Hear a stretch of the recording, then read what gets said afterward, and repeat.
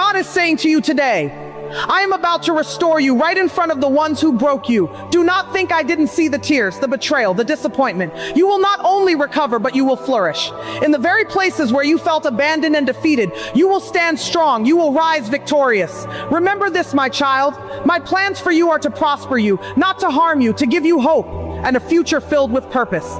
Let your heart rest in peace, for I am with you in every step of this journey. I am mending what was fractured, healing what was wounded, and breathing life into what seemed lost. Where you were once shattered, you will now shine like a beacon, a reflection of my love, a testimony of my strength. Trust me, for I am your faithful protector, your healer, your redeemer.